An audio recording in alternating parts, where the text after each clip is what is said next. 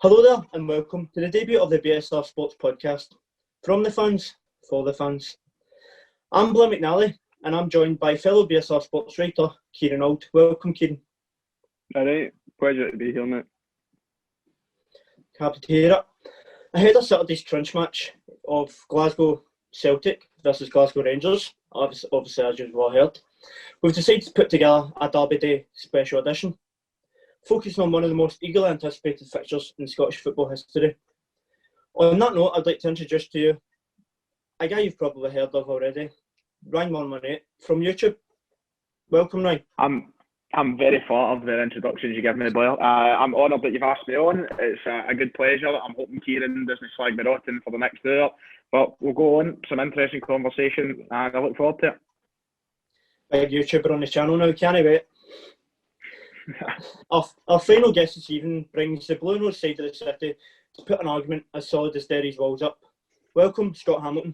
Happy Saturday, Blair. Cheers for having me, mate. Looking forward to it. I'm looking forward to you giving a couple of patter checks on Ryan's specs today. Oh, mate. Been sitting all day just coming up with him, mate. Backlog here. Right. Love to hear it. So we'll start on the neutral topic to make sure all guns aren't blazing for the get-go. Gives you a wee bit of time to come up with the specky jokes, obviously. Finally, change for Scotland. Unbeaten in 8. If we win the next group game, we can have a chance of qualifying for the World Cup. How does that sound? That's brilliant, isn't it? Well, look, Scotland have been in the same situation for years. We've came close, we've fell away at the last hurdle. This is a chance now for us to actually kind of grab that brass ring and head to a tournament. Steve Clark, look, it might not be pretty. Last night certainly wasn't pretty. From what I've seen of the game, it was, similar to the past performances. The fact is, you're not going to get an entertaining brand of football from Steve Clark. We all knew that from the start. But look, last night there was a lot of positives. I think Fraser and Dykes looked great together. Lyndon Dykes is someone who has grown incredibly into the role that he's been given in the Scotland squad. Look, I was one of the doubters when Dykes was picked as a Scotland international. I didn't think he would do a lot for us. And now he's proven everybody wrong. He's going up there. He's doing well. He's done well in the partnership. He's played alongside Fraser. He's played alongside Shankland. He's played alongside McBurney. And every player he's played with, he looks great. So there's a lot of positives to take in. Like, whether we do it ugly, whether we score 5 goals, I don't care. If we get to a major tournament, that's all I can ask for. And look, these Nations League games were always going to be less important than the game we played last week against Israel. But it's a great kind of turn of confidence to take into the match against Serbia. Definitely. If you'd have said we'd be qualifying, we would have a chance of qualifying for the Euros and for the World Cup last year, I would have laughed in your face. I really would. I would have just laughed in your face. It's just, it's utter madness. 8 wins in a row, as I've said, obviously. We talk about Dykes. I remember seeing him for Queen of the South, playing against Partick Thistle. Obviously, I'm a Thistle fan. He's come on to such a great game. I doubted him. I was one of the doubters. He's come on to such a great game, holding the ball up, 100% effort. McBurney has had a lot of criticism recently. We need to give him his dues. McBurney talks about the big. Did you see his tweet? Get the ball into the big shit house in the corner. Seriously, but like that is what he's good for doing. Hunt the ball up. He'll hold the ball in. He's maybe not the best for pressing. Last night I seen it again. He wasn't pressing the best. But all you can ask for is to put effort in if he's got the ball, and that's what he done. Scott, Ryan Jack. Done exceptionally well last night. Absolutely brilliant. I came home from the gym last night. My dad's a Celtic fan. My dad, first thing that he says, Ryan Jack's done nothing in this game. First thing that happened, Ryan Jack, 50-50, clatters the boy, wins the ball, straight away. I thought he'd done well. No, I see Ryan Jack. He's had a lot of doubters for all Scotland support ever since he's played for him, really. I think he made his debut up at Pittodrie in Aberdeen after he just left. And you see the fact that the Scotland fans, obviously the majority of them were Aberdeen fans, but the fact they were booing him as a Scotland player says it all about him as a player. Because they were raging that he left. He was one of the best midfielders Aberdeen have had in recent times. Like, realistically, who's been better in midfield for Aberdeen than Ryan Jack is? He was an absolutely brilliant player for them. Since he's came to Rangers, his game has came on leaps and bounds. He's learned a lot from Gerrard. And the thing is, see Ryan Jack, He's a centre defensive mid, right? He does the dirty work. You're not going to have him pinging 40-yard passes across. He's not going to be a playmaker of the team, but he gets stuck in, he wins the ball, he gets the ball moving. That's what you need. And you see, especially like Kieran said, Ryan said, sorry, about Steve Clark. Everybody knows Steve Clark's football. Everybody knows what it's about, right? It's not pretty. You need players like that. You need players like McBurney taking it to the corner flag. You need players like Dykes in the team for that to work. And the thing is, Scotland's best form in 32 years. Do you know what I mean? It's working on there. And see if you've got players putting in the graft like that, that's what we need to get, basically, tournaments. That's what we need to move forward as a nation. Definitely. I couldn't agree with you more. Ryan Jack, last night, I honestly just seen him getting absolutely stuck in about it. And that is really all you can ask for. Talking about another player getting stuck in about it, Ryan, I don't really want to upset you on this. John McGinn. Are you still grieving over that? The fact that he's never bought 5 million. 5 million. You had the chance of buying him, and now see if he was English. I seen a tweet the other day. If he was English, the man would be worth about 80 million. Seriously, he would be worth about 80 million. So, how do you feel? Kieran has helped me cry about it every single week. You know, look, the reality is John McGinn is, you know, he's going to be it might sound outrageous saying, and I always kind of laugh at myself for saying it, but he's a potential 40-50 million pound player there in England. He's that good. The teams like Manchester United are crying out for a player like him, and he's shown it in the international stage. I'm incredibly happy to see him captaining Scotland last night. It's a big moment for him. Celtic now look back on that, perhaps looking foolish, but we've not exactly downgraded in any sense. So, look, he's done great in his career. He's a typical... He runs the show, man. He can get forward, he can go back. He's all over the place. He's called the meatball for a reason, man. He's strong. Honestly, I don't find a lot of things wrong with his game. Honestly, against Israel, I thought for the first portion of the game when he was playing that night, I thought he was quiet. He didn't look like his normal self. But this is the thing about John McGinn, right? John McGinn against Israel, I don't think he had a great game. I thought it was good. Good. Probably that, it capped it good. The papers, the media were giving him 7 out of 10s, 8 out of 10s. If that's a 7 and an 8 out of 10 performance from John McGinn, then God Almighty, see when he's playing 10 out of 10 for Scotland, you've got one of the best players in Britain there, I think. Honestly, England got beat last night to do with John McGinn. Unreal player. And yes, I like his arse like nothing else, but can I help myself? No. Nah, John McGinn, definitely. I agree with everything you've just said there. I don't see him staying at Aston Villa for long. I don't see him staying at Aston Villa for long. A team, maybe not Chelsea. Chelsea have spent 300 million, so we'll rule them out the equation. A team, do you know what I think? Man United, it would be perfect for Man United. Yep, I think Man United are crying out for that player. Yep, the guy showed his class for day dot up here. He's went down south and improved himself, and it just shows. But because Celtic that's possibly the biggest transfer miss we've had in the last 10 years, without a shadow of a doubt. You can just imagine Celtic's midfield with somebody of that quality in it. That's the thing. But if he was part of Celtic's team right now, would he still be with us? Would he have got his move still after a couple of years? Do you think that would have been a reality? It's one of these things, I suppose, you've got to... He could have came to Celtic, and the big conversation at the time was if he came to Celtic, who was he getting in the team over? You know, was he getting in over McGregor? Was he getting in over Brown? I always looked at McGinn as the kind of natural heir to the Brown throne. Scott Brown's replacement. That was exactly what it was lined up to be.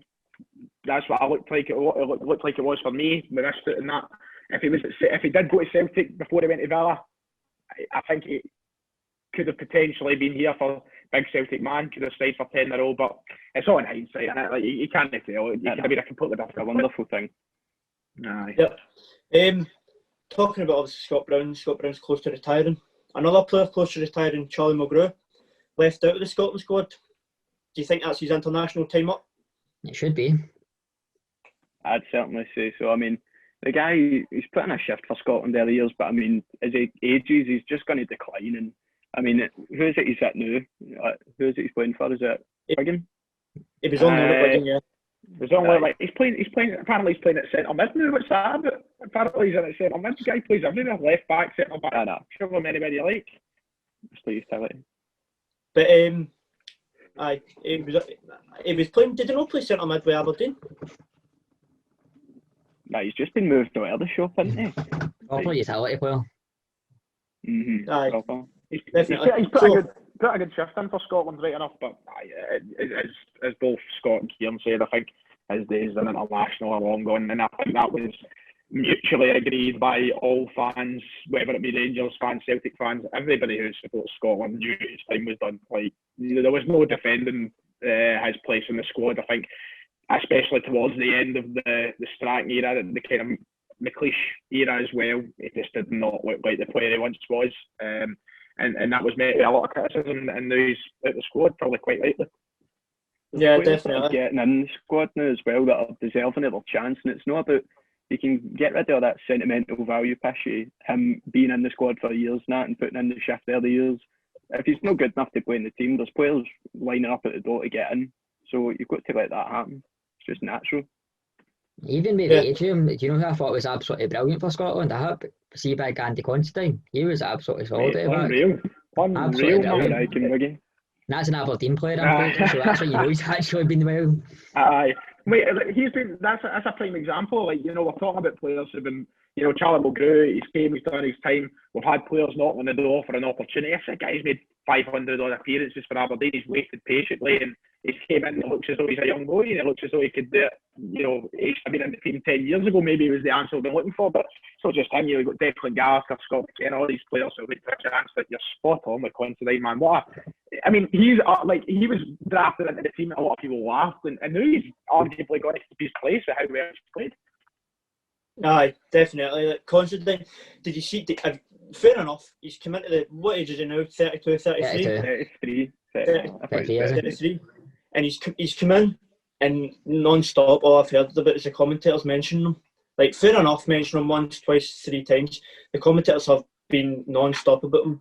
But see, from his performances, I can't fault him. Like, I don't blame the commentators for talking about him that way, because he really has been. He's been a brick wall. You talk about Ryan Jack getting stuck into tackles. Considine was going head first into tackles.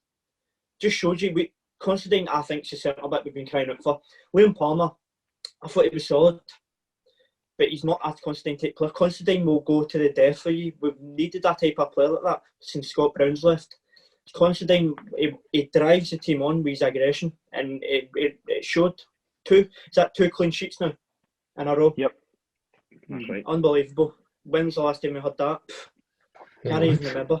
So, talking about, obviously, retired players, we're talking about Scott Brown. I've seen another tweet this week which brought up, do you think Scott Brown could come in and back pocket Milinkovic-Savic for the Serbia game, for the 3rd game in a row? Absolutely not. No. You know what? Look, I think let's be honest, Scott Brown's international career is long gone. I don't think that would be reignited with any form of persuasion.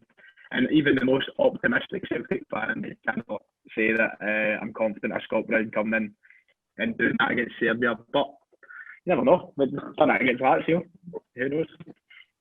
Definitely. See, I just don't think he should be coming into the squad as well, but because it's just like he's not earned. But this team has earned its way to this position, and for somebody to just decide I'm going to jump into the last minute and get the goal, I mean, it's just no sending the right message to the rest of the team if somebody else is to get dropped for him. I mean, he looked forward, On you go, Scott, sorry. No, I was just going to say, we do need to look forward, not back. He had his chance. He was a great player for Scotland, but it's a new team, basically, essentially, since Steve Clark's came in. And that's one thing, kind of going back a bit as well. This is what I liked about Steve Clark. Previous managers would pick a lot of people from down south just because of the league they were in. They were in the Championship, even League One and stuff like that. Half of them weren't even Scottish, with like a Scottish grant, and then they'd get called up on the basis they played in a certain league. Whereas now the squad is a lot more deserving of players who actually deserve to be there, which I'm quite enjoying. I can't agree with that as much as I love Scott Brown as much as I'm a Celtic fan, but if you retire from international football, you'll know exactly quitting. You've done your time. I suppose there's no need to go on with it. But if you've quit, then why get back in? And that's me saying that as a massive Scott Brown fan. So I feel like you're right in what you're saying, Scott. Right, enough about talking Scotland. Let's get into this week's topic of conversation. Obviously, as you can see with the football talks, we'll get into with the Not the Ugly Sisters, the old fun. Right, so what would you say is better than the Old Firm in this world? Nothing. Is there anything better than the Old Firm in this world, derbies wise? No. What makes the Old Firm the best derby in the world? Pure hatred, isn't it? Aye, the hatred. The hatred is what makes it, let's be honest here. Aye. Aye. There's no beating around the bush. Look, it's very easy for us Scots to compare our game constantly with the English game. The English game has become so satirised that there is not a genuine rivalry in sight. Maybe a couple in the lower leagues, a couple of lower teams, but you look at your Man United, Liverpool games, even your Merseyside derbies. You know what? I'll give a wee bit of respect towards Newcastle, Sunderland, but even at that, there's no competing with their derbies. It's became so. It's just it's lifeless. Yeah, exactly. I mean, people go to these games with their selfie sticks, they watch them. You don't get that part of the Ibrox. These games are genuine. 90 minutes. You may like your bigotry, you might know, but it's 90 minutes of shouting at each other, loving every single minute of it. You're going to go home either very happy or very sad. And that's the beauty of it. And that 90 minutes are just a pure thunder, shouting at each other and hating each other. Some people might judge it from other countries and go, it's a bit much, but do you know what? I love every single minute. Definitely. Yep. Ryan, Kieran, obviously you stay in the East End of Glasgow. Old Firm week, it must be fucking bouncing right now. Well, in normal circumstances. When you go, Ryan? I was going to say, all right, we're just going to do this back and forth. I'm having a wee tango here, mate. Right, who's going first? You go first. I was just going to say, it was only this morning that my dad woke me up with a bit of pyro and a wee rendition of the Soldiers song, so I think it's in full swing in this household. But so I can't say I was watching it. Where's your sash, Scott? Oh, my dad's got that. Sorted. Sash bash tomorrow then, boy. Tomorrow, mate, as soon as this is done. I get woke up every morning with Big Dave singing the Penny Arcade, so this household swings firmly towards one direction. For a Dunfermline man, he tries to hide his colours, but shows in here. Right, we'll go into team talk. First of all, we'll start with Celtic. Straight away, last month, James Forrest, major blow. Aye, well, you look, a lot of people... You know what, it's a weird one with Forrest. Undoubtedly, you want a player that has experience involved in the squad to some extent, whether it be starting the game, coming off the bench, whatever, you would want him involved typically. But if you ask me, I don't think a lot of Celtic fans would have wanted Forrest to start this game. I think a lot of people are on the side of, that 5-3-2 have Frimpong on the right-hand side, and it's understandable with the way Frimpong's playing. But it is a major blow. Look, Forrest enjoys an Old Firm game. He's scored in a couple of them now. And he's a reliable player. He knows what to do. And it's that kind of same. We had this conversation today. There was a topic over who would start at left back. Is it Greg Taylor? Is it Lex Salt who's just came in? Look, it wasn't even them. It was between Ajeti and Edouard. Do you start Ajeti or do you start Edouard? Look, you don't need to teach Edouard how to do it in these games because he's done it and he's done it time and time again. Whereas Ajeti's never played in this, and it's the same situation with James Forrest. He knows what this is about, and you don't need to teach him how to do things. He knows what he's dealing with out the park. He's done it so many times. But you're right, it is a major blow. But I'm sure we've got enough depth to cover for that. I don't know what Kieran thinks. Kieran might disagree with me on the Forrest situation, but I don't know about you, Kieran. I don't think a lot of our fans want him to start the game. Nah, I think I'm one of them as well, to be honest with you. As soon as you asked that question, Blair, I was just sort of thinking to myself, did I think it was a massive blow for us being at the Old Firm? And when I got told he was injured and missing the Old Firm, I wasn't exactly heartbroken. It's not that I say he's got experience in the games and he's done well in a few of them, but there's too many games in which he's been a passenger. He's just let the game pass him by and he's been hooked at half time, 60 minutes, something like that, because he's just no getting an impact on the game whatsoever. I think Frimpong's your man to try and actually have a bit of attacking threat down that right hand side. He's not scared to run at a player. I feel like with Forrest especially, he's not got that killer instinct sometimes, or just driving at the defence, taking it to the byline and getting a decent ball in. Whereas he's stopping and then he's passing it back to the centre half or back to Brown or somebody.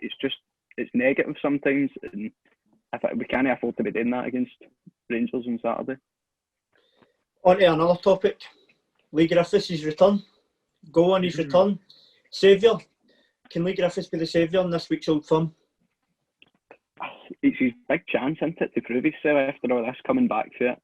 It's the perfect. It'd be poetic if he scored on Saturday, and nothing would joy me, fill me with joy more than Lee Griffiths scoring a 90th minute winner into them. But I don't know, man. I feel like he's got to go on it. He's got something to prove, and he's chomping at the bit. So I don't think he's got the legs for 90 minutes or anything now. So I think it would just be, if he started, it would be half at 60 minutes if he's not made an impact, or he could be the impact sub that we're looking for if the game's crying out for it.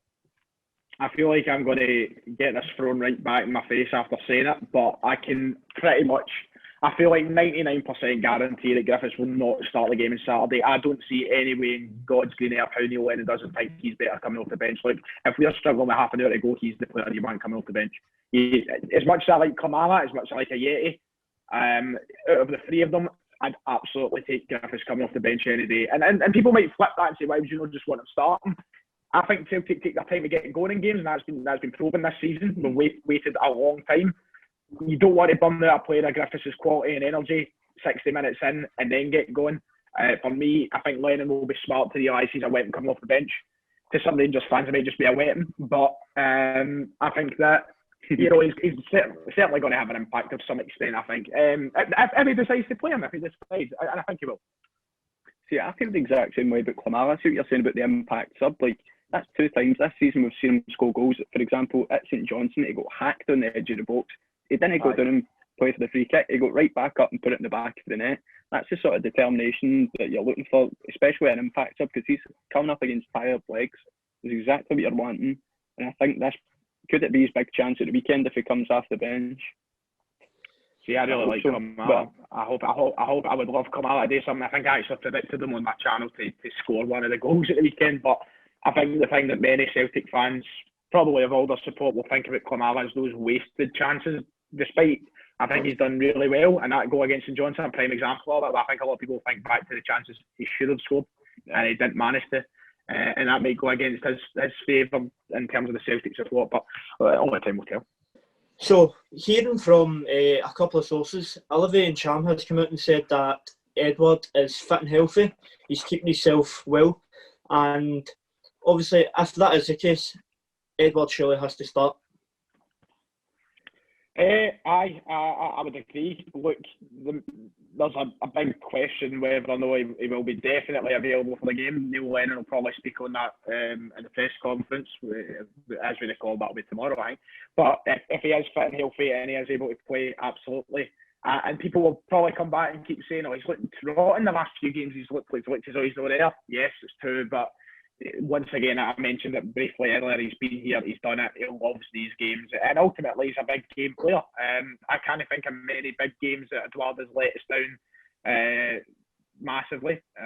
Probably a couple here and there, as you normally would expect, but look, he's a guy who thrives in these games, loves to make a name for himself, and he knows for a fact himself, he scores 2 or 3 goals in this game.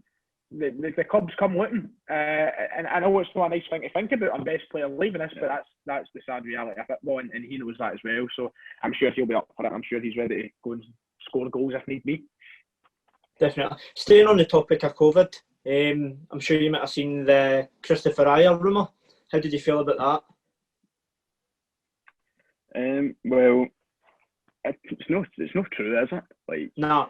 It was seen training and straight after it, a couple of hours. But if somebody's going to be bringing up something like that, I'm obviously not a Celtic fan, but I want to know how you feel if people make up rumours like that. It's absolutely the last thing you want to see when you go into Twitter, and it's sort of like, it annoys me as well. Like, it's a pure thing of like, Celtic fans will do that and put it up on Twitter, and it's the same way, like, I've seen a Rangers fan do it as well, like kidding on that a couple of their players have got it. Like, what are you getting for doing that? Like, just people going on Twitter for the shock factor and that. Why would you even like joke about that about your own players? Like, why would you even wish that? Like, it's just baffling. It's baffling.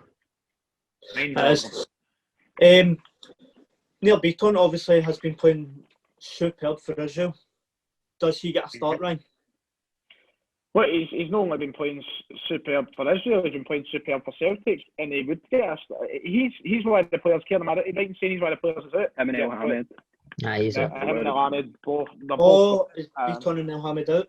Yep, they're both out, and it's a gutter because to answer your question, would I start him? Aye, 100%. He would have started this game, but no, he's it.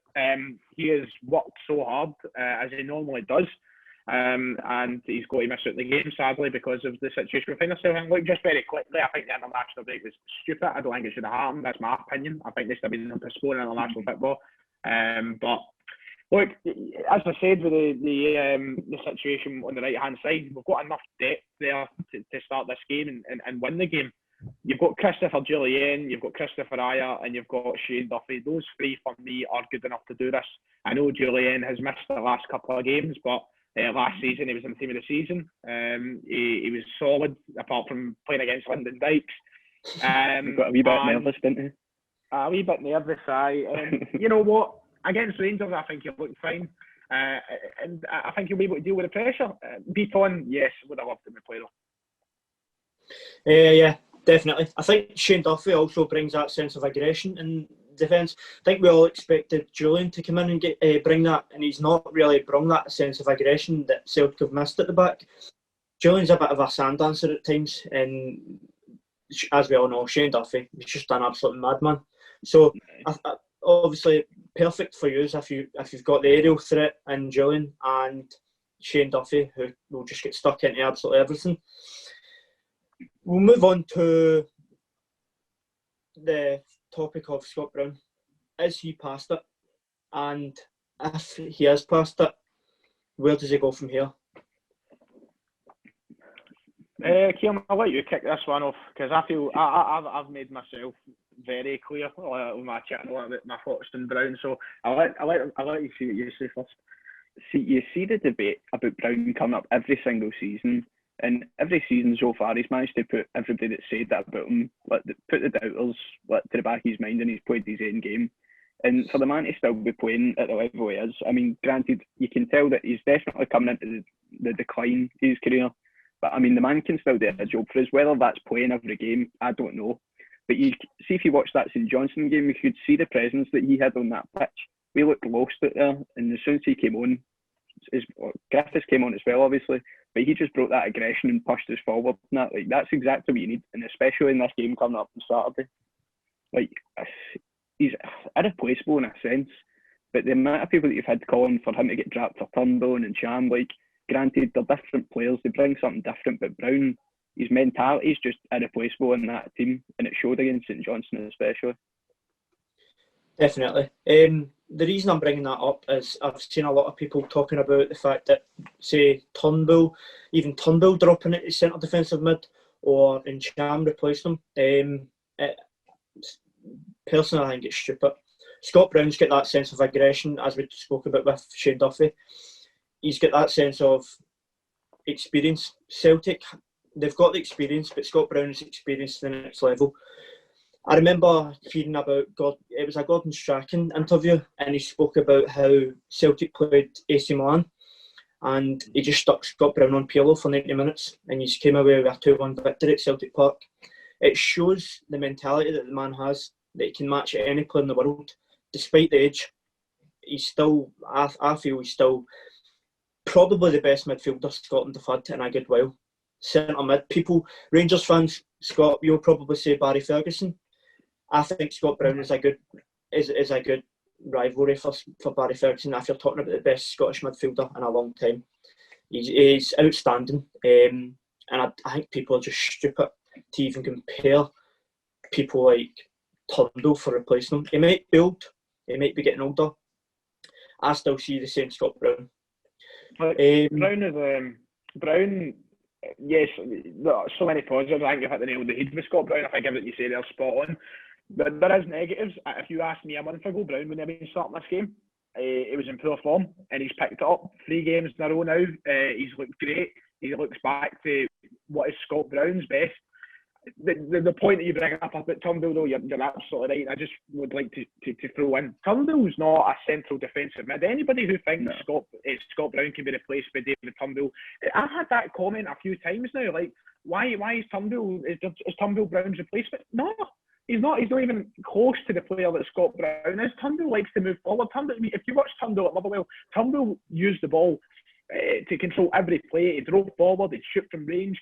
We've not seen Scott Brown do anything like that since 2010. He's not the replacement for Scott Brown. No. They're two completely different players. And one is far more positive-minded than the other in terms of attacking football, and that's evidently David Turnbull. And that's not to say that Brown is negative-minded when it comes to him, but Brown's not a playmaker, man. Doesn't he? He's not there to pass the ball and make key passes and take shots. No, it's not his fault. Scott, a man you previously mentioned, Ryan Jack. Ryan Jack versus Scott Brown this weekend. Who gets it better? Ryan Jack. No even a debate in regarding that. It's just straight answer, Ryan Jack. Thinking of all the Heat, man. Aye. Nah. See, maybe in years gone by, it'd be a bit more of a debate, but it's 2020. Do you know what I mean? Scott Brown is past it. Like, I can put under everything you were saying, but to be honest, I don't agree with it. Scott Brown was an absolutely phenomenal player, but in the last maybe 2-3 years, he has dropped off a cliff. He can still put in beyond performance, but he's nowhere near the level where he was. And a lot of people judge him in his past performances from years ago. 2 years ago, he was biting his nails at this. Sorry, I'm speaking over you, Blair. I do apologise. I just saying you were biting your nails over Scott there. I agree. Like, I've got one massive positive in terms of what Scott would like to hear, but in terms of rebuttal, people, like you said, Scott Brown's not been the same player the last 2 or 3 years. 2 years ago, he was Celtic's Player of the Year. He was outstanding. And I don't, you're right in saying he's not his best, but I still think Scott Brown has got so many attributes that a lot of players don't have. Ryan Jack might physically have one over him, technically have one over him, but mentally and everything else, Scott Brown is a winner on the park, and Ryan Jack's won absolutely nothing yet. So there's a big difference here. But I'll give you that one, to be fair. The thing that I think you'll like to hear is Rangers over the last 3 Old Firm games have won in the middle of the park 100%. They have been so much better than us, and that's what's made them so good against us the last few games. And I think that is down to Ryan Jack. He is a phenomenal player. They're not phenomenal, that's probably stretching that, but he's a good player. But that's an area that Rangers have exploited. And is that solely down to Scott Brown? I don't think so. I think we've just been very lacklustre all over the park, and especially at Celtic Park in December. But I think to write off Brown is a bit much. I think too many people write him off, in fact, and it comes back to bite them. But I guess that's just to see on Saturday. But no, I think I don't think he's dropped off that much as of yet. So, talking signings now, obviously on the deadline day, he's brought in Diego Laxalt. He's one up like that, by the way. Let's get straight to the point here. I think I've just seen it too. He's like, what it's like is a lassie just back for a family holiday in Benidorm or something with that hair braid, man. Shocking, man. I need to get it changed. The haircut is indefensible, I think. Taylor's been getting a wee bit of stick recently. Who starts over Taylor and Laxalt? It's a whole debate, isn't it? I mean, Taylor's been getting stick all season for his performances, and it's just his lack of going forward and putting a good ball in. It's passing it back to Scott Brown, it's passing it back to the defence. It's just negative sometimes. Well, for the most part anyway. But it's the debate as to, do you throw Diego Laxalt in at the deep end? Is that what you want today? Is he going to sink or swim? It's about that. Like, if he goes in and has a bad game, that's just going to leave such a bad first impression. And I don't know, the way some Celtic fans are, I wouldn't be surprised if he went in and absolutely fucked it. He was getting turning on him straight away. Yeah, it's quite poisonous sometimes like that. But definitely, I think not many. Who started an Old Firm on their debut? Not many players. It's another topic for discussion. But if he goes in and he mucks it up, his career's over. It's the way it is. This country, this is one of the biggest games in Scottish football history. This season, Celtic are obviously going for 10. Rangers are trying to stop it. This is a must-win for both teams this weekend. And if a player comes in on his debut and doesn't put in 100%, Laxalt, he might not know how big the Old Firm is. He might just think he's getting an ordinary game. If he does, he's got a lot to find out. So only time will tell. I think Taylor's been getting a lot of stick recently. I think his performance last night for Scotland, going back to Scotland, I think it was unreal. I think he was winning yet again, everybody played brilliant for Scotland last night, but I think I've seen a different Taylor last night. I've seen a defensive Taylor, which I haven't seen too much of for Celtic. Taylor can be good, but there is obviously the downside where people say he can't beat a man. People say his crosses. Taylor came in to replace Tierney. You were never going to get a 25... Tierney's worth more than 25 million. It's Scottish football money, but you were never going to get a Tierney replacement straight away. It's more of a project, and with Taylor, I would say he needs to be given an opportunity. He's not been given as much of an opportunity as he deserves. I feel with Laxalt coming in, that has added protection for left back. Laxalt is more of a left wing, so with that, gives Lennon the option of the 3-5-2 using Laxalt as a left wing back, which could be pivotal if he does play with that on Saturday.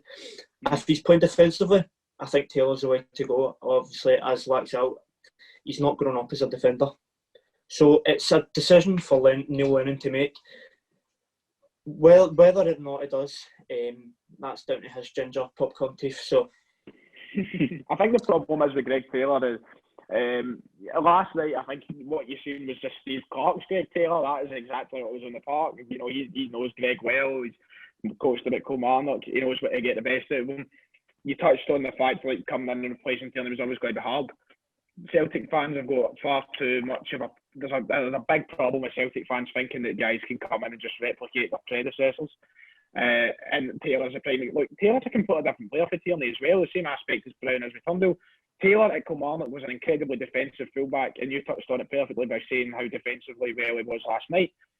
Kieran Tierney was an attacking fullback who was constantly bombing forward, constantly swinging in crosses, and half the time was getting a good return from those crosses also. Greg Taylor's came into Celtic and having to play an entirely different role. I would like to see him get more of a chance. I think he will get more of a chance. He's only 22 years old, I think he is. You know, he's still a young guy. He's still got years to go. Laxalt, experienced, could start. I think he will go with Taylor. But if you set Taylor in a role to be a defensive fullback, which he was at Kilmarnock, I think he would get a lot more credit from Celtic fans. But ultimately, it's just not the style that they would be playing under Lennon.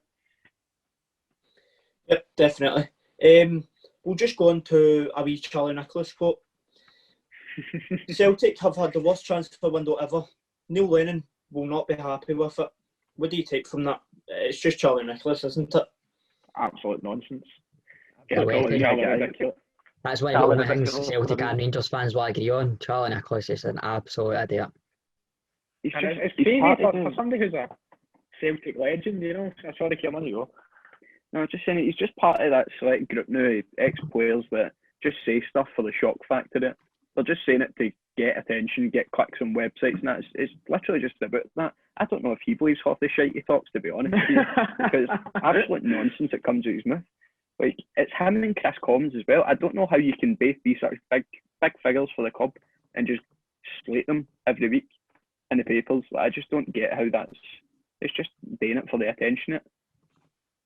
Aye. So talking about comments, Ryan, what was this I've seen you were saying about Griffiths and Defoe again? Oh, I seen that earlier on. I know I'm getting it tight for the Rangers fans for what I said. Quite right. I'll make it clear right now. Whoever clipped it, Staunch 55 or whoever it may be, has clipped out every single good thing that I said about Jermaine Defoe. Jermaine Defoe over the years has been one of the best strikers I've seen in my life. In the Premier League, he was unbelievable. Both as an impact player and as a starter from top to bottom, playing for teams like Spurs right down to Sunderland. He's been a great player, undoubtedly. What I said was, potentially there is an argument for Griffiths being a better goal scorer right now than Jermaine Defoe. And the reason I say that is, Leigh Griffiths in the year 2020 has scored more goals than Rangers' best striker Alfredo Morelos. So I don't see what my point was so ludicrous for. Look, I'm not denying Defoe has been great over his career. He has been, he's unbelievable. But if I was a manager of either Celtic or Rangers right now, I'd be taking Griffiths any day. The guy's 38, Defoe, man. Like, I would be taking Griffiths. And I know, Scott, you might not agree with me, but I just think that if you were forced to pick out of the two, I know exactly who I'd be going for. Right, I do disagree with you 100%. And they take much convincing there. No, well, I think it's with Defoe, right? Played, I think I seen earlier on, 56 games he's played since he came to Rangers, right? The majority of them have been off the bench. He very, very rarely plays the full 90 because of his age, obviously. Still an absolutely model pro, takes care of himself on and off the park. When he comes on, you know what you're getting. See his minute to goal ratio, I would take that over anything Griffiths can do, 100%. I think you're right. I think Defoe's is like He's minute the best in the league, innit? Aye. His goals per his average for that was brilliant, but you need to remember, what was the game last year? We beat his 2-0 at Ibrox. Went missing in that game. It was absolutely shocking. I think he was left up front to be fair, but it was just... It comes down to a lot of ifs, buts and maybes, right? And I respect Defoe's start and in that aspect really good. Like, fair play to him. I mean, he's 38 and he's still scoring goals. Maybe not as many as Griffiths this year, but I think the thing is, and it is one of those things, if buts and maybes, and we can't really use it to weigh up an argument, which is annoying, but if Griffiths didn't get himself into the nick that he has over the last 2 years and he was playing football, how many more goals could he have scored? And I guess there's no much backing me up on that because that's happened. It is ifs and buts. But I just think if the decision came to me to pick one of the two, and I think that's Scotland are crying out for Lee Griffiths to be back in that team because they need a player like him beside a Lyndon Dykes. They need a goal scorer. They need someone who's got that eye for goal, he's deadly at finishing, and that is Lee Griffiths. And I say potentially at the end of the day. So I didn't actually say that he was. I just, suggested that he was. Yeah, so we've spoke about near enough everything. Ryan and Kieran, obviously being Celtic fans, what is your take on this weekend's lineup? How do you think Celtic will line up? Well, first of all, I think me and Kieran will line up with a few tinnies, enjoy the game, have a laugh about things. I think that'll be fine. But Kieran, what you think? What's your lineup, mate? I mean, I think he's got to go for the 3-5-2. I just feel like this season, as much, like, we've not kicked on as much with it. It's just been lacklustre performances against the teams that are sitting in, like every man behind the ball. But when we're playing against a more open team, it's got to be a more open game than we've had this entire season. It's a perfect chance. We never got to see it in action last year against Rangers. The game was coming up. The season got shut down because of coronavirus. But we were on top form playing with that 3-5-2. We were flying with Griffiths and Edward up front. I honestly think if we played you at Ibrox in that game, we'd have demolished you. So I'm looking forward to hopefully seeing a good showing this week with that. I've got Barkas and goals, which obvious. Duffy, Julian and Ayers, the back three. Frimpong, and then realistically I'll put Taylor out on the left because I don't think that Laxat will get thrown in the deep end. Then you'll have Brown, McGregor and Cham. And then assuming Edward's in the team, it'll be Edward, and I'm stuck between Griffiths and is Ayeti definitely to this? Like, Ayeti's apparently ready to go. Apparently he can play. So if we could have Edward and Ayeti, I'd have the two up that. No doubt about it. I think that's close to our best 11. Although there's a sneaking suspicion in it, and that's what I want to see. I have this, and I don't know why all week I've been thinking this, but I have a honestly major feeling that he's going to start Kamala and Ayeti up front. I don't know why. I just think that the fact that Edward is coming off the back of this shenanigans and the fact that Griffiths could be better off the bench, I really honestly think he might start Kamala and Ayeti up front. I mean, if he does, I just hope that they kick on and take their chance. They need to. If they get I think that they're chance, good enough. They're definitely good enough. Like, it's just a matter of, it's their first time playing a game this magnitude. Like, I know Ayeti's playing at a really good level. We can talk about the game, the magnitude, and that to players that are on the fake here, they don't quite get it. But I think it's going to be harder for them to grasp like what it's all about. See, for the fact that it's an empty stadium, like they've not got that cauldron and atmosphere, whether it be at Celtic Park or Ibrox, the exact same at either stadium. They're not going to experience that. They just need to go in and know exactly how much this game means. They need to have that drilled into their head. Even though they're not in the stadium, everybody's going to be watching around the city and around the world, knowing it means everything. Talking about an empty stadium, Lubo Moravcic came out, was it today or yesterday, and said, obviously, state the obvious, I'd hate to play with no fans. So it really is. It's just a downer for the players because, as you have touched on earlier, the Old Firm, personally, the best derby in the world. Atmosphere, passion, aggression-wise. Talking about aggression, a wee story. Obviously my dad's a Celtic fan. He was going to a game, I think it was 1999, and he got touched in the side of the head by a buckfast bottle. So he's got a wee scar on the side of his head there for that. So it just shows you the aggression, the passion. Maybe that's not a good passion if you're getting scalped in the side of the head by a buckfast bottle, but it just shows you how hardcore this game really is and how much it means to the city of Glasgow. So, on that topic, we're going to move over to the dull side. Sorry, not the dull side of town. Oh, yeah, is that my cue to leave, boys? It's been an honour. The west side of town. We're going to move over to Scotty boy. Rangers. Are you looking forward to this game? Are you get a battle fever on? Battle fever's been on for about 2 weeks, mate, to be honest with you. But that's one thing. See the fact that it is no fans and it is at Piggery, the Celtic Park. That is going to work in our favour, I think, because see the thing is, season the last couple of years, obviously the full situation with the away fans is a completely different matter. But think about it, right? Only 500 away fans each Old Firm. See us going away there with no fans, that is a massive advantage to us on there. Because usually home advantage is a massive, massive thing in the Old Firms. That's taken out the equation altogether here. See, especially for players like Morelos, he's obviously had that mental block in Old Firms, right? Is it the atmosphere? Is it something else? See the fact he's going playing at Celtic Park without any home fans there. Is that going to change what Morelos we get, for example? Do you know what I mean? Is it a mental block because of the atmosphere that's been stopping him scoring? So there's a lot of different factors that the no fans there is going to bring into this game as well, which I don't think you should be forgetting about. But the lineup that I went for, it was hard because we have been informed. So it's like, for Gerrard, it's not a bad problem to have, but in a game like this, it can be, because you need to make sure you've got the best possible lineup. And see, for example, I think Kamara has been absolutely amazing for us, but given the way Jack performed when he played for Scotland last night, that tipped it for me. So Ryan Jack should definitely start with Davis in the midfield. I would keep Arfield there. I would drop Hadji for Jones out wide, because I did assume that Celtic would go 3-5-2. Two of you pretty much confirmed that as well for me. So we need the pace of Jones and Ken if you have a free to back, because we want to hit you hard in the counter. One thing we've done really well this season, we've started the games really, really strongly, whereas Celtic have kind of took a while to get into matches quite a lot this season on there. So I think we need the explosive pace. We need to be able to hit on the counter and try and get a couple of early goals on there and basically just take it from there. I think that's where our positives will be. The only other one that I was kind of unsure about, Balogun has been absolutely amazing when he has had a chance, but I would play Goldson and Hollander, and obviously Barisic, Tavernier, they've picked themselves in that team sheet on there with Morelos up front.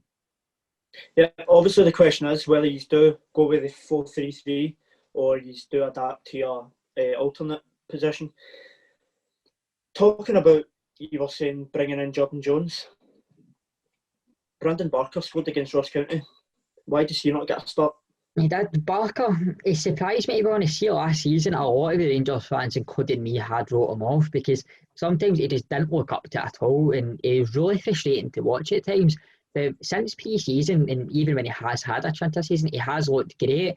But personally, I would take the pace of Jones over what Barker has to offer. It's good to have that on the bench. The same as Hadji as well. It was hard for me to kind of leave him out if I was picking the team, but Hadji likes a lot of time on the ball. And an Old Firm, you're not really getting that, even though he is a big game player. So I think having the options of Barker, Hadji on the bench would be better for us, to be honest with you, for Saturday's game. Hadji obviously started against Galatasaray. Gerrard obviously sees that as, some Rangers fans were seeing it as it was a 50-50 game because he's obviously looking to win the league this season to stop the 10. Hadji obviously started the game against Galatasaray. How do you feel about him starting in this game? Because with Gerrard talking big game situations, if he's going with that against Galatasaray, surely he has to go with that against Celtic. Different setups you're playing against, but that's the thing. We knew Galatasaray would say I put a 4 at the back on there. Then they do play a couple of defensive mids as well. It's more the fact Celtic are likely to play the 3-5-2 on there. The reason I went with Jones on there, just so we do have that pace so we can try and get a quick counter. One thing we had, I do prefer him through the middle compared to on the right because he isn't the fastest. But Arfield has been absolutely phenomenal since he came in.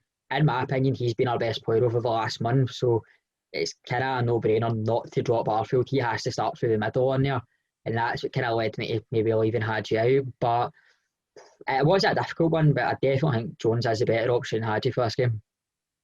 Yeah, definitely. What I would say as well, obviously, talking big game player, he's double against Braga. Would you not take that into account either? Aye, no, absolutely. I would love to have him in the team, but current form, Arfield, he's one of the first names on the team sheet on there. And I like Hadji, like out wide, aye, but like I said, he needs time in the ball, and there's a lot of that in an Old Firm, especially at Parkhead. So I think having him on the bench is a better option, because see if Jones isn't cutting it on there, we can move Arfield onto the wing, we can put Hadji through the middle, or if Gerrard wants to play him on the right, we can do that as well. So I think that's probably our most flexible option if we did look at doing it that way. Yeah, definitely. I think with Rangers going into this game, I think they're in brilliant form. They're in superb form. A 2-0 win against 2-1. Was it 2-0 against Galatasaray? Sorry, 2-1. A 2-1 victory against Galatasaray, and obviously a comfortable home 2-0 victory against Ross County. What do you think from your form getting into this game? Do you think you're going to be high flying? Do you think, obviously, as we spoke about earlier, either team needs to take a grip on this game? Who's going to be taking the grip in the game from the start? Because that is going to be vital to who wins the game. Well, I think have been too slow to start this season. I think, as Scott said earlier, Rangers have got that killer instinct right from the start to just go for it. And I think we need to be careful, but because their main threats are going to come for the wide areas. And in previous seasons, we've not had an answer to Ryan Kent most of the time. Rinsed Lustig inside out at Ibrox when they beat us 1-0. Like, the guy he's came onto a good bit of form this season after a bit of a lacklustre first proper season at Rangers. But I don't know. I feel like it's all about who wants it mid on Old Firm Day, and you can throw form at the window if you want. Like, as soon as that whistle goes, it's whoever's got the mentality that we're going to go and win this. That's who's taking it. Definitely. New signing Roof injured. There will be no Roof on fire at Celtic Park. How do you feel about that? Disappointing, obviously. You want the players you're spending the money on to be there for the big games, but with the squad we've got, we do now have the depth there on there. So obviously, if it was down to me, I would much rather we had him as our option on there, but as what it is, we've got the other options there, and I'm still quite confident we'll get the result. After last year's victory at Celtic Park, Katic is going to be a big miss.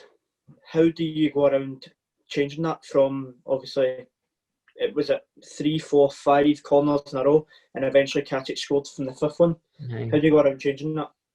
Well, one thing to remember, but see, Katic, I think he's a great player, but he only played that Old Firm because Helander got injured just about a month beforehand before. So Helander and Goldson are our first choice centre backs on there. And as much as I do like Katic, I think Helander is a really classy defender, and he definitely brings more to the team. But you're right, we do need that aerial threat on there. Big Goldson can win a header.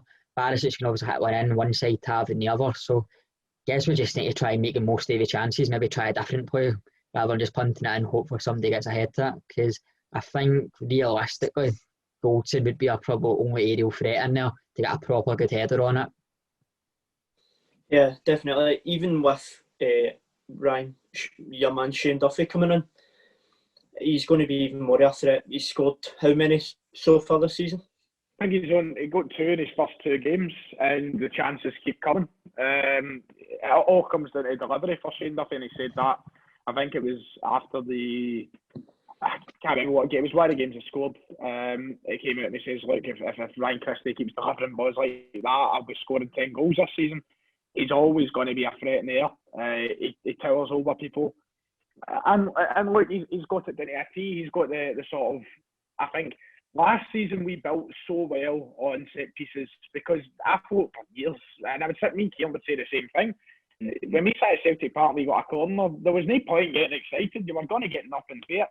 Then we brought in Christopher Julian, and we built on it brilliantly. You know, Julian got a few last year, some big wins against Lazio. He got the goal against Rangers at Hamilton as well for a set piece.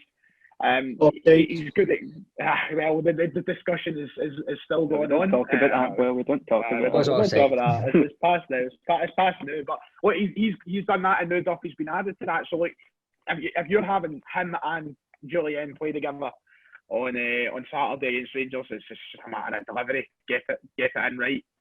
You make use of these corners and the chances that Rangers could look back on and regret giving away, because I think now more than ever, it's a time you don't want to give Celtic corners and pointless free kicks. Another key battle in the game on Saturday is going to be Barisic against Frimpong. Barisic is just after playing 90 minutes against a high-flying France team. They were only defeated 2-1, and obviously he's up against Mbappe, Griezmann and Martial. Would you say he's prepared for it, Scott? Aye, 100%. See, Barisic, even if he played the fairway ones last night, I'd still say he'd be up front on there. I think Barisic is an absolutely brilliant player. Could walk into even majority of teams. Just take away your Bayern Munich, your Barcelona, your Real Madrid. See any other team, they'd be lucky to have him. It just shows how far he's come. If he's going from obviously playing, not even getting a game for Rangers, to moving on and playing with the World Cup runners-up. He's playing against France now. He's playing against the best players in the world. And if they're only getting beat 2-1, surely can't be playing that bad. He's a great player. Definitely is. Like, see, the thing I see his first season, he was really inconsistent, and a lot of Rangers fans did write him off and thought, nah, you know what? But fair play, and it just shows you see sometimes, especially when players are moving to different countries, we are kind of quick to jump on their back because the expectations are so high on both sides of the old firm. So it just shows you see sometimes we just need that bit of time when they just come onto a game like this on there. Then they end up being one of the best players we've had in years, for example. Barisic's been a prime example of that. Right, guys. We're going to be getting the score predictions together. So have you got your Premiership score predictions first of all? Yeah. I have indeed it. So we'll start with Kieran. Kieran, what's your thoughts on this weekend, and who do you think is going to come away with the victory? Are we going to go game by game, run people here? Or We'll just go me reading game by game first. We'll go through the Premiership games and then we'll talk Old Firm. Yeah, that's fine. Right, so I've started with the Dundee United Aberdeen game. I think it'll be a tough one. Both teams have got a lot to prove. Like, this is where they can really kick on. They've had their break. They're back for the break. Now it's time to try and cement where they want to finish this season. As much as Dundee United, which they've got the threat of Shankland in that, but I think Aberdeen are just going to edge it 2-1. Then with Hamilton St Johnstone, I just think it's going to be a bit of a lacklustre affair, maybe a 1 each. Livingston Kelly, the battle of the 4G. Then we've got put a 2-1 win for Livy. I just think they'll edge it. Both of them are pretty similar in places in the league. Then I've got Hibs to beat Ross County 2-0. Just think Hibs are playing really well this season. Been a surprise package, and I think they're going to go out and do it. And then I've put Motherwell to try and turn things around and decent bidding. Another loss to add to their record with a 3-1 win. Right, so Ryan, what's your take on this weekend's fixtures? How do you think they'll go? Well, there's a few interesting ones in there. I'm looking forward to another weekend of football, the return of course. I'm looking at the Dundee United Aberdeen game first. Really fascinating considering Mickey Mellon's found himself in quite a precarious position. They really need a result. Getting beat off Peterhead in the Cup wasn't helpful. Aberdeen, no, I think I've got too much for them, so I'm going to go Aberdeen to win. I think I've got to go 3-0. 3-0 Aberdeen at Tannadice, which is an absolute battering in a row, but I can feel it. I don't know why. Aberdeen are good now. Ross County Hibs, same situation. I don't think Ross County have got enough despite showing glimpses of being a good team this year. Kevin Nisbet's on fire, man. He's playing unbelievable stuff. So I think Nisbet will get 2. I'm going to go for a 2-0 Hibs win. Livy Kilmarnock, stinker right there. But Livy, Gary Holt's picked up a wee bit. Alex Dyer, though, has Kilmarnock side of being in good form recently. So I'm going to go for They get beat 3-0 after Fairman in midweek.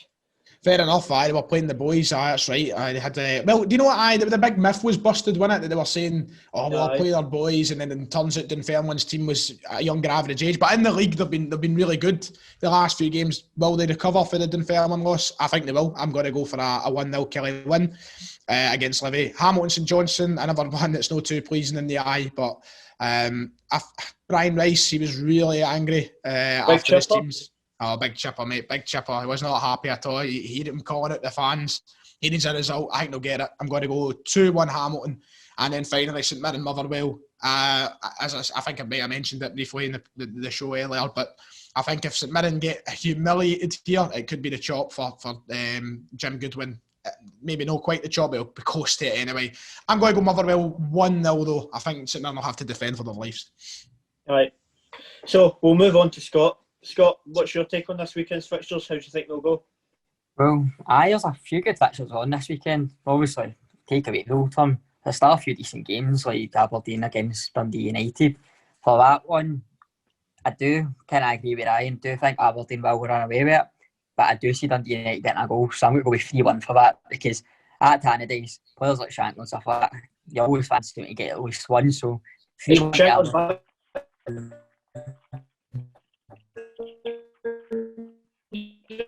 Depend on if Shankland's back. You see, he as a crucial player for Dundee United, he is the driving force of their team, so yeah, definitely. I seem to be on Twitter that he is kind of 50-50 for it, but if he does play, definitely do fancy him to get one. But even I would still say 3-1 to be fair, because I do think Aberdeen will run riot quite a bit, but I do always fancy Dundee United for a goal there. Then other ones as well, where I think there'll be a lot of goals as Hibs and Ross County.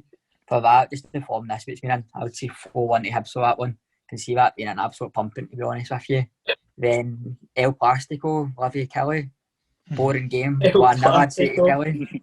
That's a good one. I've never actually heard that before. Well done there, Scott. Well done. I just came out on there. Tag me in that one then, I can get full credit. But I 1-0 Kelly for that. That'll be an absolute snooze fest. That's even if it is a goal, to be fair. And another absolute shocker, Aki St Johnstone. I would usually say St Johnstone, but Aki's and Aki's, they just pick up the results to keep them up, which everybody absolutely hates unless you're an Aki's fan. All 8 of them, so 1-0 Aki's for that one.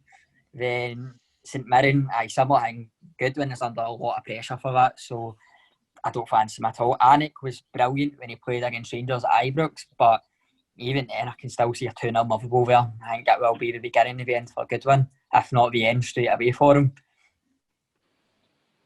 Right. So we're going to move on to Patrick Leonard. Was not able to make it today. Sadly, he was working in Asda, so he chose Asda over us. That's a shame for him. So Patrick's gone for, well, he prefers to be called Paddy actually, so I will call him Patrick. Patrick has gone for Dundee United 0, Aberdeen 1. Hamilton 0, St Johnstone 0. I think that's what everybody thinks. El Plastico, Livingston 1. Come on, that one. I'm taking that off you, by the way, Scott. Ross County 0, Hibs 2, and St Mirren 1, Motherwell 1. So, fair dues, Paddy there. I have gone for a surprising first result. I'm going for a Dundee United 3-1 victory over Aberdeen. Madness. Absolute madness, yeah. It's the way Aberdeen go. As, you know, being Old Firm fans, Aberdeen, they'll go from winning 4-0 and the next week they'll get beat after the team that's bottom of the league. It's the way Aberdeen have always been. That's why they've always been second or third and they've never really challenged for the title. Their form just lacks. So I feel Dundee United will, after getting beat Peterhead, they'll come out flying, and I reckon they'll beat Aberdeen 3-1. Hamilton v St Johnstone, I'm actually covering that game this weekend, so that will be a snooze fest. I've said 1-0 Hamilton for that. I don't know how I'm going to get 1,000 words out of that, so wish me luck. Livingston v Kilmarnock, I have went for 3-0 Kilmarnock. I feel Kilmarnock obviously played their B team against Dunfermline. I think they'll come out flying for the chaps and they'll need to make their fans happy again after that embarrassment in midweek. Ross County v Hibs, former Thistle player Kevin Nisbet, even though he played a handful of games and was utter garbage for us, he's unreal. Kevin Nisbet, from obviously played with Dunfermline last season, scored over 20 goals. Yet again, he's going to do the same for Hibs. I went for a 2-0 Hibs victory against Ross County, and finishing off in Paisley, I'm going for a 1-1 draw, St Mirren v Motherwell. Jim Goodwin, he probably is going to get the sack soon with the way things are going. We'll not talk about the Thistle St Mirren score. And yeah, that's mine. So what we're going to do now is we're going to move on to what you've all been waiting for. The Old Firm predictions. Right. Ryan, seeing as you're our guest today, we'll start with you. What's your prediction? I am quietly confident for tomorrow. I think as the minutes go by, I get myself a wee bit very excited. Like Celtic have the quality to win this game. We know it. It's just on the day is what matters. And it's whoever wants it most of the day will win. Celtic 2-1 is what I'm going for. Shane Duffy, I think he might grab a goal. I hope Patrick Klimala somehow gets a goal as well if he sees action on the park. But being at Celtic Park playing their own pitch, yes, it'll be weird without fans. In Ryan Kent's case, without a stadium, it'll be interesting anyway. So I'm looking forward to it. Scott, we'll move on to you from the blue side of things. I couldn't disagree with Ryan more, to be honest with you. I just don't see it happening for Celtic. The ways have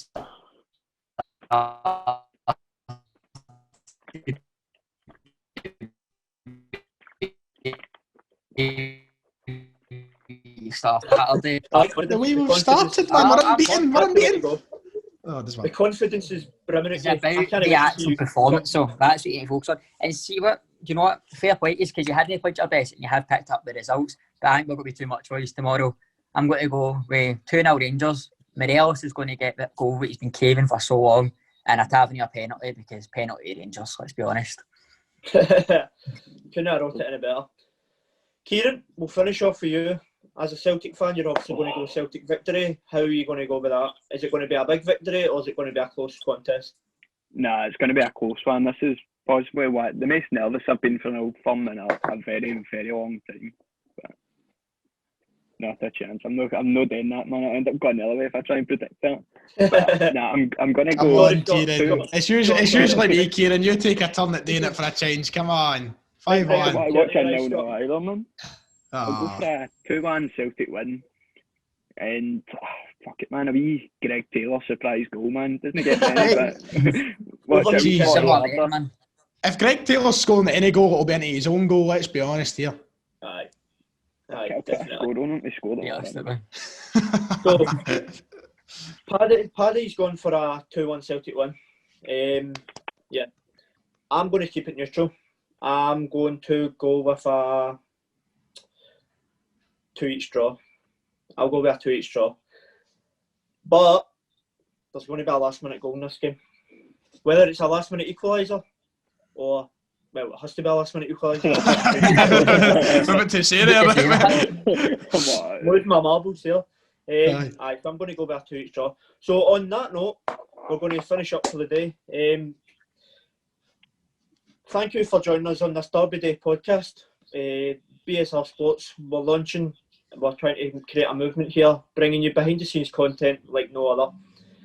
Make sure and give it a wee like button, give it a wee heart, whatever you call it, and share it on the socials whilst you're at it. And a massive thank you for Ryan Fitzsimmons at Ryan118 on YouTube for joining us today. It's been a pleasure. Much, mate. I appreciate it, and I look forward to watching you grow. Keep a watch of Kieran. Make sure he doesn't say anything ridiculous. As I've said before, I am the Charlie Nicholas of Celtic YouTube.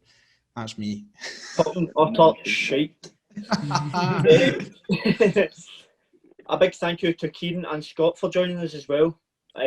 Best of luck for tomorrow, obviously. I hope you have.